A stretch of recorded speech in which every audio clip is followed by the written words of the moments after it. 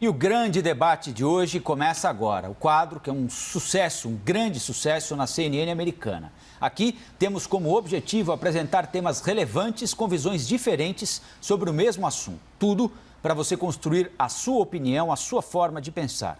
Os debatedores têm total independência e a opinião deles não reflete a posição da CNN. Participam comigo a advogada Gisele Soares e o advogado Tiago Anastácio. Boa segunda-feira, ótima semana aos dois, hein? Você também, Rafael. Bom, gente, para muitos brasileiros, ela é o maior símbolo do combate à corrupção. Mas a Lava Jato agora passa a ser alvo de críticas e até de investigações por possíveis irregularidades.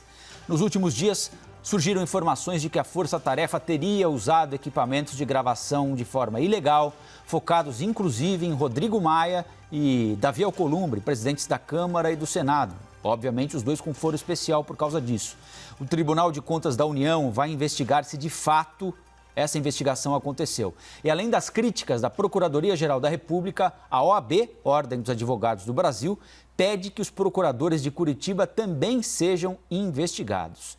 Tiago e Gisele, a Lava Jato se transformou, na opinião de vocês, em um movimento político? Hoje, eu vou começar com a Gisele. Bom dia, ótima semana para nós.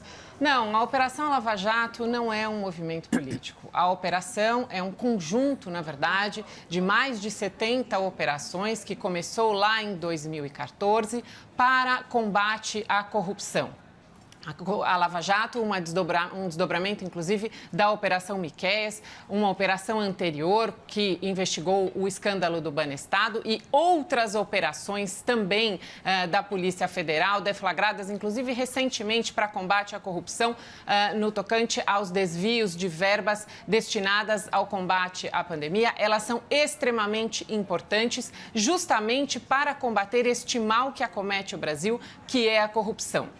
Qual é a diferença da Lava Jato para as outras operações? A Lava Jato ganhou realmente a atenção dos brasileiros e provocou justamente nesse aspecto uma grande transformação das pessoas. A Lava Jato trouxe os brasileiros para as ruas, a Lava Jato chamou a atenção dos brasileiros justamente pelos seus números alarmantes. Se nós pensarmos que até hoje a Operação Lava Jato constatou mais de 14 bilhões de reais em desvios. Desses 14 bilhões, apenas 4 bilhões já foram recuperados. Então, uma operação muito bem sucedida, uma operação que gerou outras operações muito importantes, uma operação que trouxe uma expertise e uma forma de investigação diferente, uma forma de processamento e julgamentos muito relevantes, julgamentos em 2 instâncias, portanto, julgamentos que foram revisados por tribunais colegiados, então não há como se falar em arbitrariedade ou em perseguição.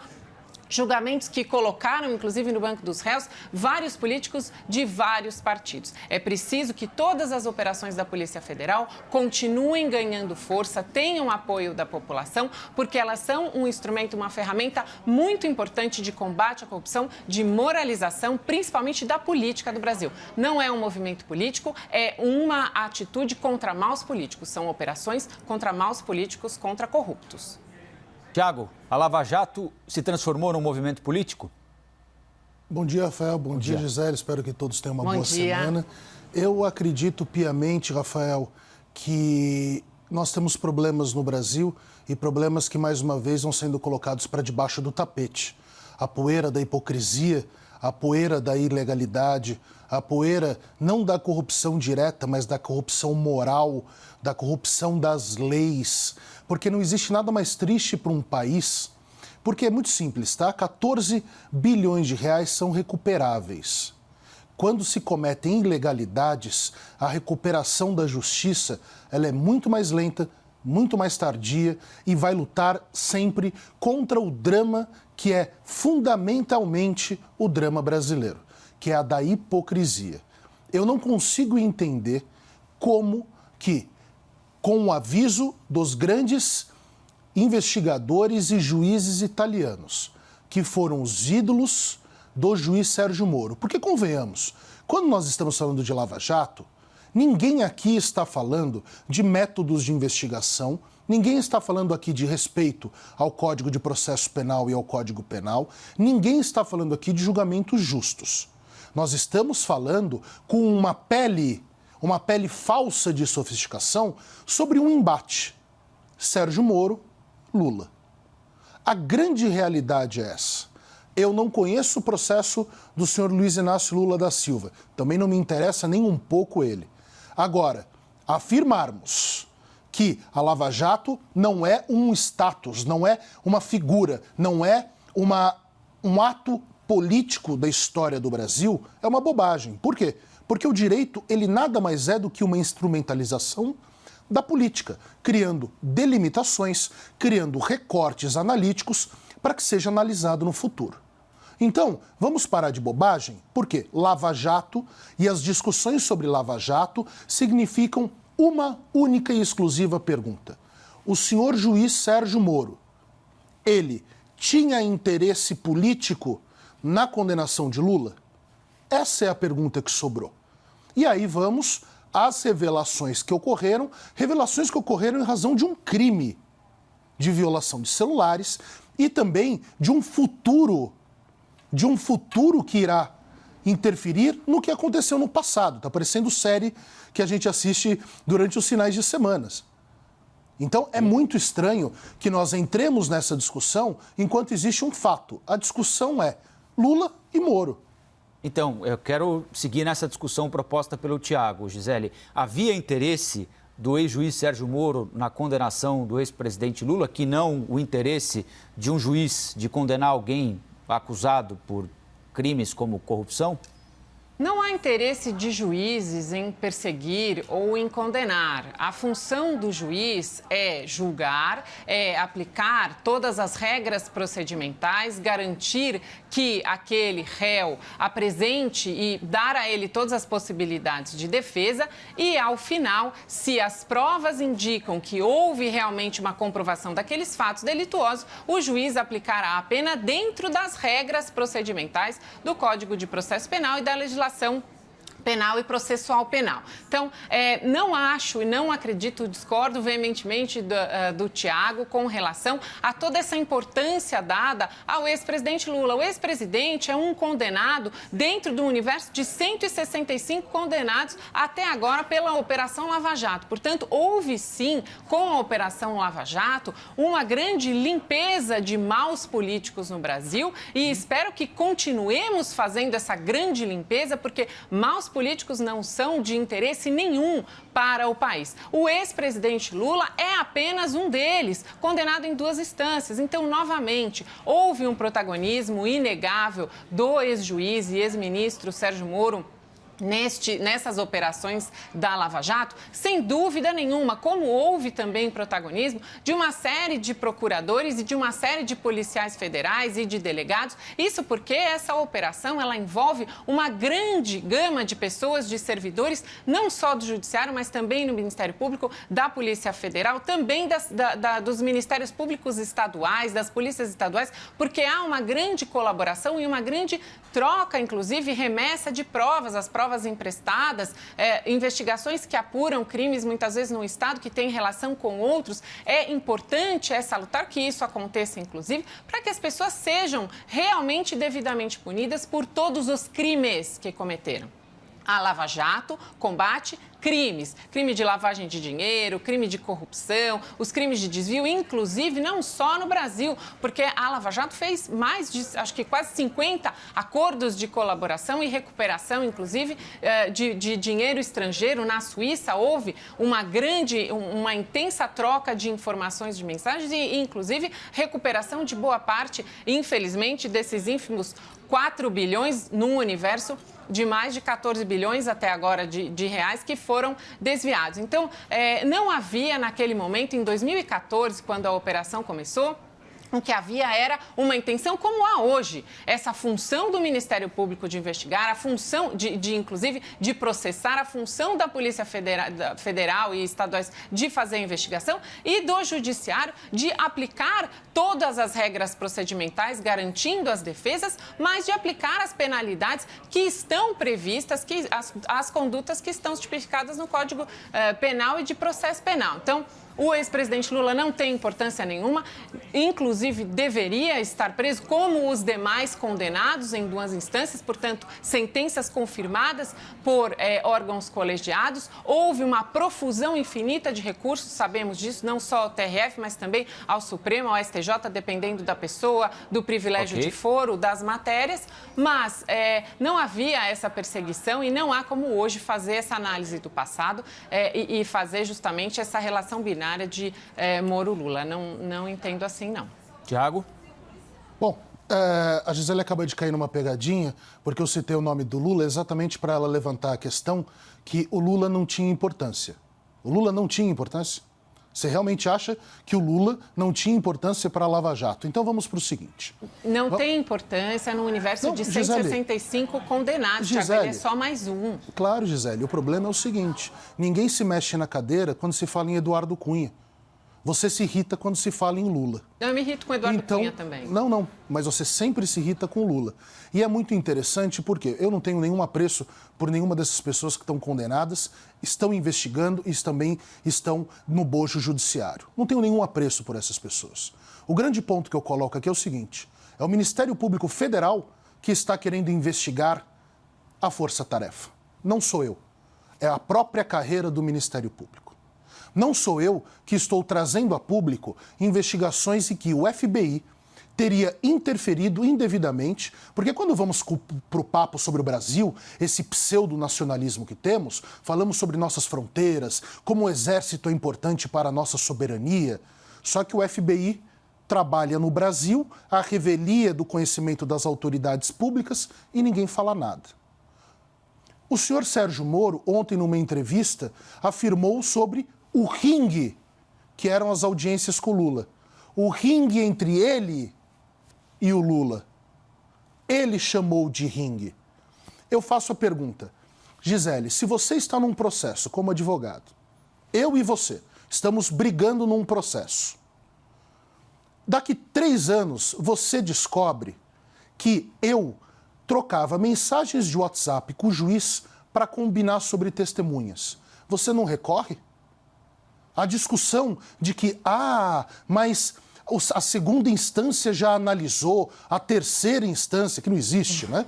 A terceira instância já analisou, você não vai recorrer, dizer, está aqui um fato novo que demonstra? Se o maior adversário político, porque convenhamos, no segundo turno das eleições, só estava o Haddad, porque o Lula estava proibido... Haddad, o poste. Não entendi. Haddad, o poste. Era o candidato, na verdade, por interposta pessoa, né? Tudo bem, você o chamou de poste. O argumento não era esse. Mas tudo bem. Era Lula. E o juiz que condenou Lula se torna ministro da Justiça do seu principal opositor, sendo que os seus 2 grandes líderes, ídolos, na Manipulite, nas mãos limpas italianas, afirmaram desde o início, não faça isso, você vai macular a Lava Jato. Um juiz não pode sequer levantar a suspeita. E é ao ponto que eu chego. Quando nós discutimos, com bases, nem que sejam das mais fracas, se um juiz era imparcial, a regra de competência e a regra de imparcialidade já nos indicam, no mínimo, que precisamos ficar atentos. E aqui não importa se é o Lula, se é o Getúlio Vargas, se é o Jango, se é o Tancredo, não me importa. A questão é, a pergunta fundamental é, se Sérgio Moro tivesse, depois de colher as provas, porque vamos lembrar, ele investigou e julgou exatamente o que você critica do Alexandre de Moraes. Olha, Thiago, que engraçado isso. Eu queria aproveitar esse seu ponto para fazer uma pergunta à Gisele. O Supremo Tribunal Federal deve julgar, ainda não tem data, mas deve julgar um pedido feito por parte da defesa do ex-presidente Lula de suspeição do juiz Sérgio Moro no caso da condenação do ex-presidente Lula. O que foi divulgado até agora, especialmente por meio da Vaza Jato, lembrada pelo Tiago aqui, é suficiente para sustentar esse desejo ou a tese apresentada pela defesa do ex-presidente Lula de suspeição do juiz também pelo fato de ele ter assumido um cargo no governo Bolsonaro no dia 1º de janeiro do ano passado? Não, a defesa tenta mudar o passado. Na verdade, esse argumento de suspeição e esse argumento de parcialidade, ele já vinha sendo ventilado e levantado pela defesa do ex-presidente Lula durante o julgamento. Tanto é que eles moveram uma ação na ONU também. Houve até uma discussão se a ONU seria competente ou não para fazer essa verificação de parcialidade. Isso foi bastante discutido no meio jurídico, notadamente com relação à soberania, como é que a ONU, um órgão internacional, iria influenciar no sistema judiciário brasileiro. Tiago, só duas colocações. Com relação ao fato de audiência ser um ringue, muitas vezes a audiência é realmente um embate muito acalorado de advogados e muitas vezes até das partes. Não é raro que o juiz precise realmente interferir e reposicionar as partes. Muitas dessas audiências, inclusive com a presença do presidente Lula, foram audiências que foram veiculadas. Era possível, inclusive, receber por WhatsApp trechos dessas audiências em que havia realmente muita gritaria, muita irritação. Há, inclusive, uma delas em que um advogado mais velho dá uma bronca em todos ali, não só no advogado do ex-presidente Lula, mas também no Ministério Público, enfim, todos os outros advogados presentes, e chama a atenção e diz: escuta, estamos aqui perante um juiz, precisamos cuidar do decoro dessa audiência. Muitas vezes nas audiências isso acontece e não há nada de errado, desde que haja justamente essa limitação. É do ser humano, muitas vezes, movido por paixão, movido por sentimentos que afloram muito forte ali e que a razão fica de lado, muitas vezes até o profissionalismo fica de lado e o advogado, às vezes, realmente usa de tom mais alto, acaba, muitas vezes, precisando se desculpar, é preciso tomar uma água, respirar e retomar os trabalhos. Isso acontece dentro das audiências, então não há nada de errado com isso. As audiências foram realmente muito acaloradas, muito veementes, não só com o ex-ministro Sérgio Moro, houve também episódios com a juíza que o sucedeu, a doutora Gabriela Hartwig, em que também, em algum momento, ela diz: o senhor não veio aqui para me fazer perguntas, eu é que estou aqui na posição de interrogá-lo. E ela, então, reposiciona o ex-presidente Lula, porque ele compareceu a um interrogatório e começou a fazer sucessivas perguntas a ela, por que ele estava ali, do que ele estava sendo acusado, que não havia provas. Essa é uma cantilena antiga dessa defesa do ex-presidente Lula, de que não tinha provas, que o juiz era parcial. Mas veja, houve uma confirmação, houve uma revisão de todas essas provas por tribunal de segunda instância. Houve também suscitação de recursos específicos ao STF. Então, houve realmente uma ampla revisão e houve uma condenação confirmada. Ele, um só dos condenados. Espero que haja outros condenados e muitos condenados, porque realmente a corrupção precisa ser combatida de forma muito veemente. Posso só fazer um comentário final, avançar só um pouquinho no tempo?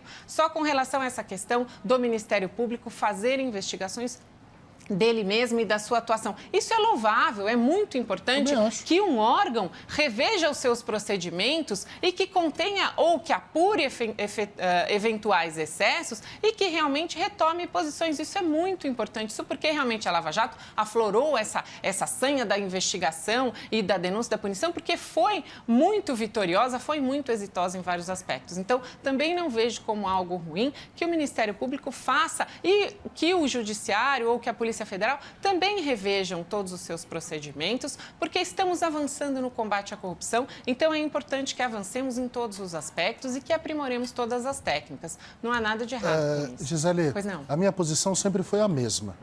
Eu acredito que combate à corrupção é feito pela polícia. Em alguns casos, pelo Ministério Público, e aí eu posso falar não de cátedra, porque não a tenho e nunca pretendi tê-la, cátedra, que significa a cadeira acadêmica.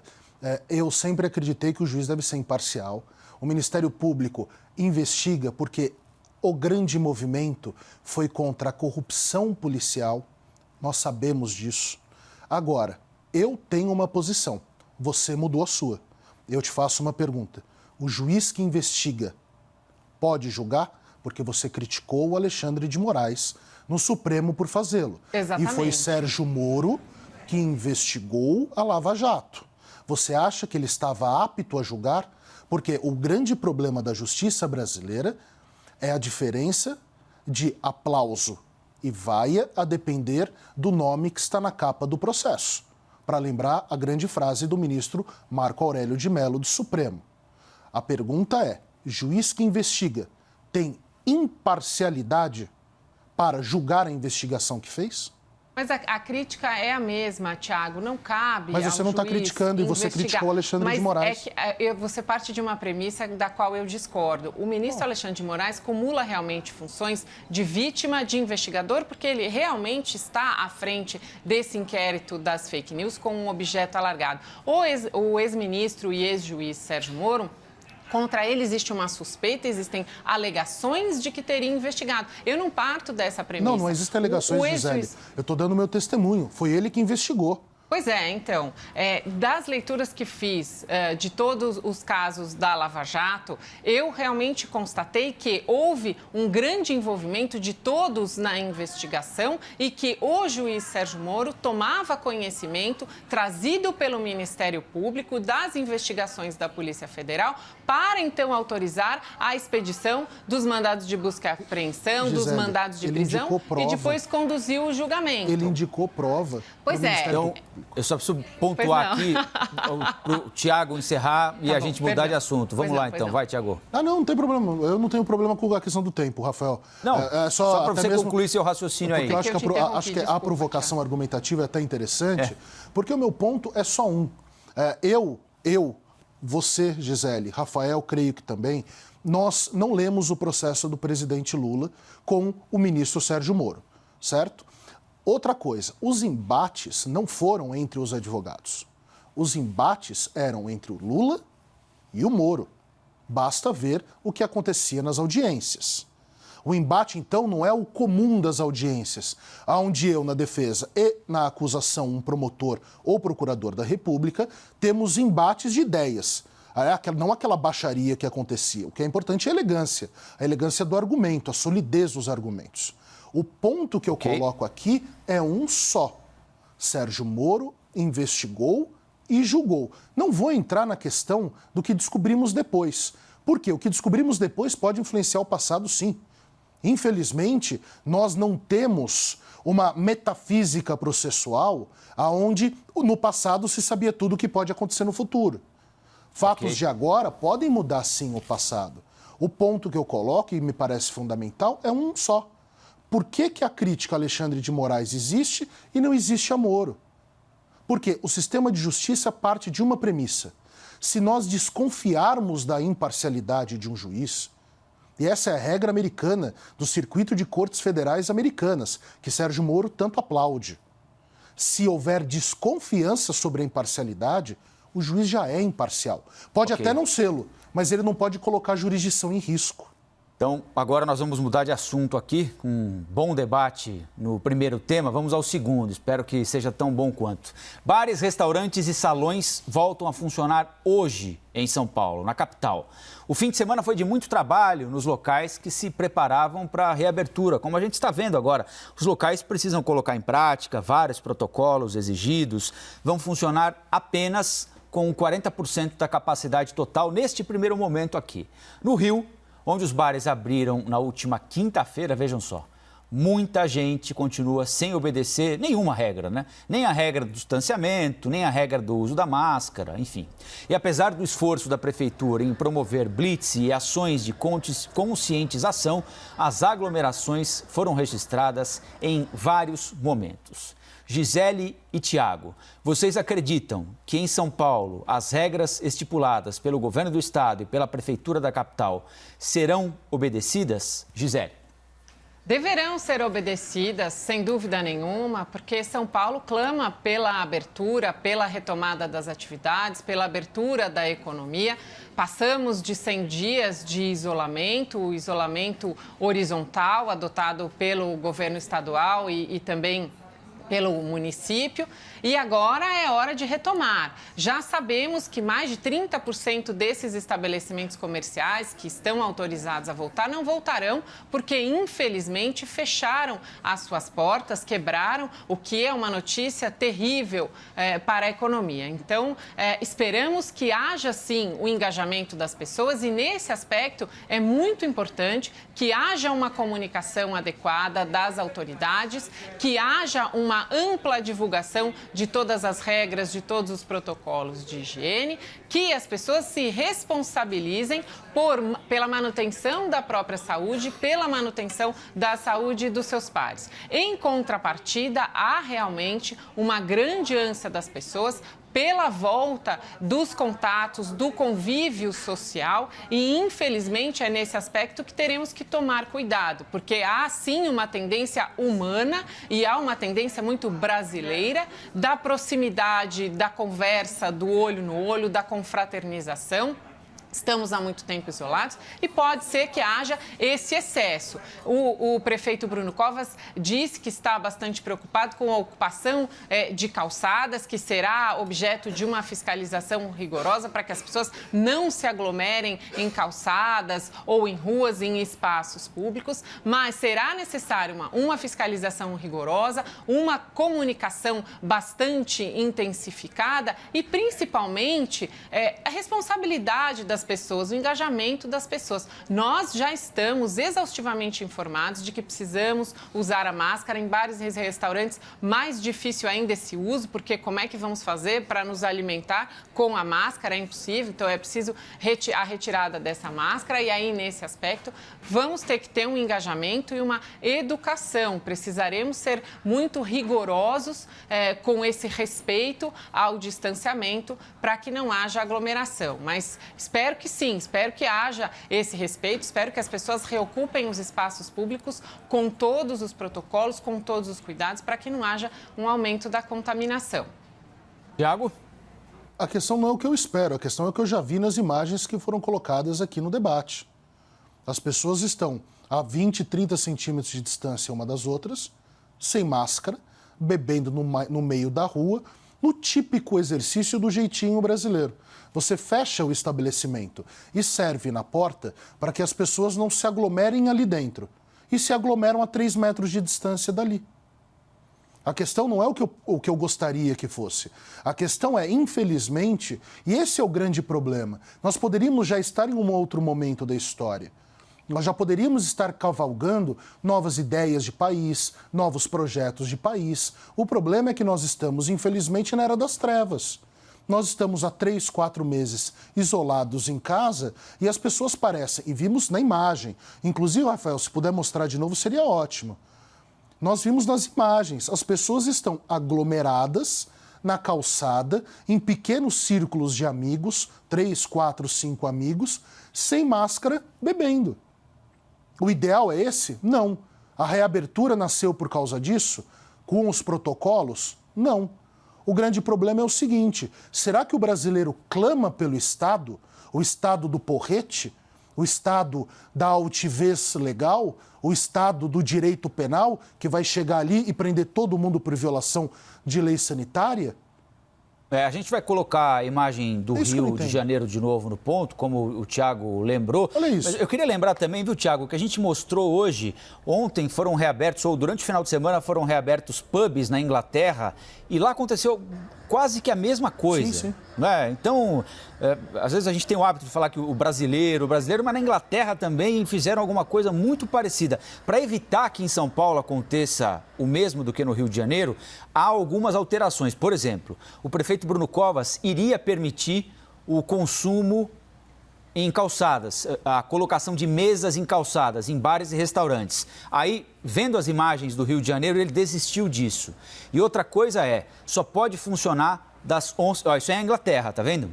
É quase igual, né? Para não dizer absolutamente igual. Olha lá, todo mundo sem máscara, tomando umas e outras. E o chefe da polícia disse o seguinte, que é muito difícil lidar com gente alcoolizada, né? Porque essas pessoas estão bebendo. E aí você vai chegar já é difícil explicar para um adulto que não está usando máscara em situação normal que ele precisa usar máscara. Alcoolizado, então, deve ser uma missão realmente impossível, né? Mas voltando a São Paulo também, tem essa questão do horário, né? Por enquanto vai ser só das 11 às 17 e os bares onde as pessoas consomem bebida alcoólica mais livremente ali depois do trabalho, por exemplo, costumam funcionar a partir das 17. Então acho que tem essas duas diferenças para a gente acompanhar em São Paulo. Rafael, só para deixar uma coisa clara, eu falo do brasileiro porque estamos falando em português, claro. Eu sou brasileiro. Claro. Né? E eu, assim, não conheço os costumes ingleses, tirando os bons uísques, uma boa cerveja, eu não consigo entender o que acontece lá. Aqui eu consigo entender. Parece que o povo clama por Estado, cada vez mais Estado. E depois, na hora de falar de política, sai saracuteando por aí falando que é liberal. É isso que eu não entendo, né? Parece que provocam a existência do Estado. Eu não consigo entender essa linha política. Gente, pessoas, vamos lá, 65 mil pessoas morreram. Já está dando quase o Maracanã lotado no final da Copa de Corpos. É muita gente. Mais de 1,5 milhão de pessoas infectadas. Uma recuperação absoluta de 1 milhão de pessoas. Mais de pessoas que passaram por bocados para se recuperarem. Agora, o pessoal vai para o bar, fica a 30 centímetros de distância um do outro, sem máscara. Não é questão de política, é questão de idiotice. Nós estamos discutindo o que aqui? Esse é o ponto. Pois é, Thiago. É o mínimo, né? Eu vou aproveitar já então, porque a gente está em cima do laço aqui, já são 9 horas, para pedir os argumentos finais da Gisele e depois os argumentos finais do Thiago. Pode ser? Começando com a Gisele. Claro, querido. Pois não. E justamente essa colocação que eu me fazia ao ver as imagens. De quem é verdadeiramente a responsabilidade pela preservação da nossa saúde? Vemos imagens de pessoas que estão nas ruas, que estão ocupando os espaços públicos, estamos confinados há muito tempo. As imagens de pequenas aglomerações no Brasil não diferem em nada de aglomerações em outros países do mundo que também reabriram as suas economias. As pessoas sentem essa necessidade, é do ser humano querer o calor humano, buscar a proximidade dos seus entes queridos, dos seus amigos, de pessoas das quais ficamos distanciados por tão longo período.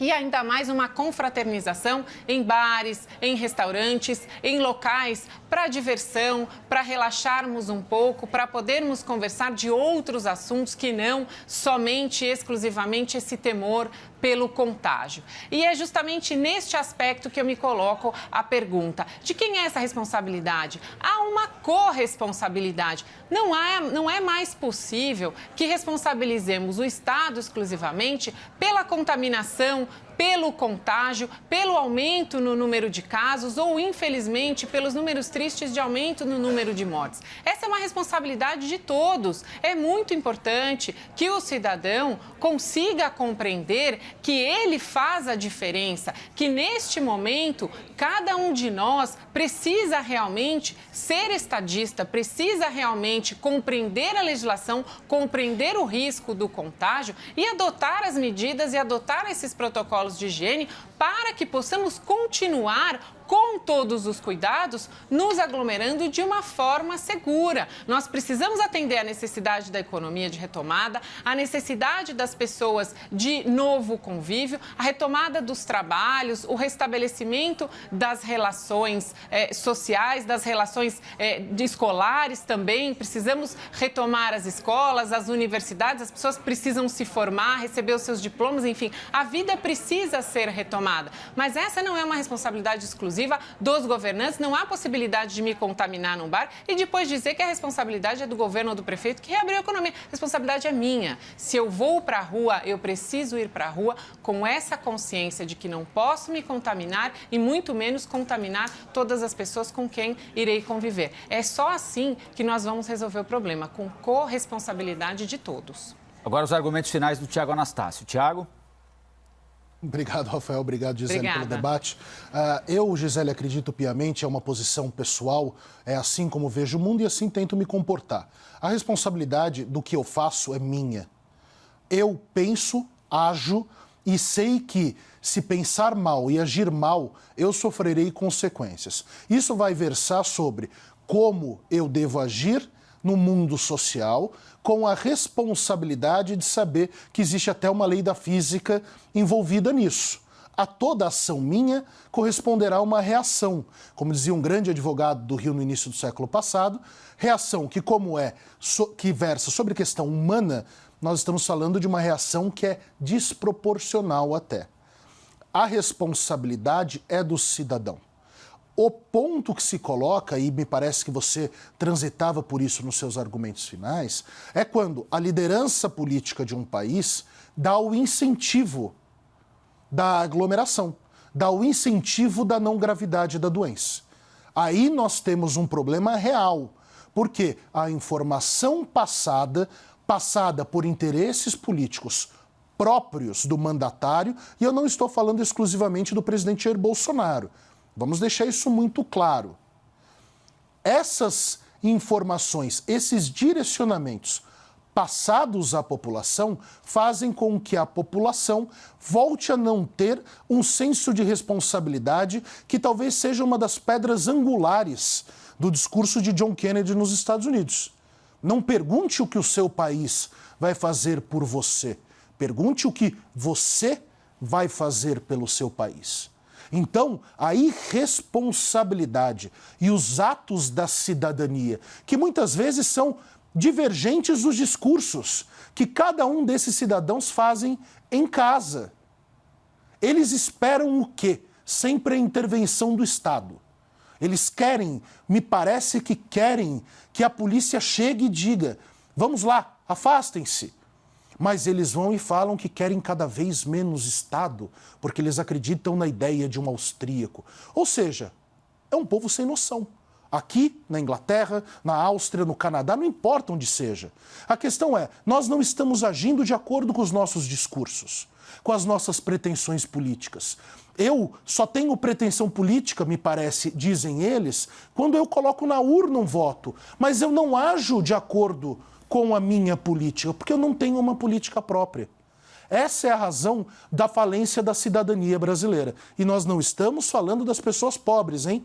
Essas imagens são do Leblon, um dos lugares mais caros do planeta para se morar. Então, esse é o grande problema nosso, a ausência de consciência cívica. Todas as edições do Grande Debate estão disponíveis na íntegra no nosso site cnnbrasil.com.br, no nosso canal oficial do YouTube e também em formato podcast em todas as plataformas de áudio. Mais uma vez, obrigada ao Tiago, à Gisele e até amanhã.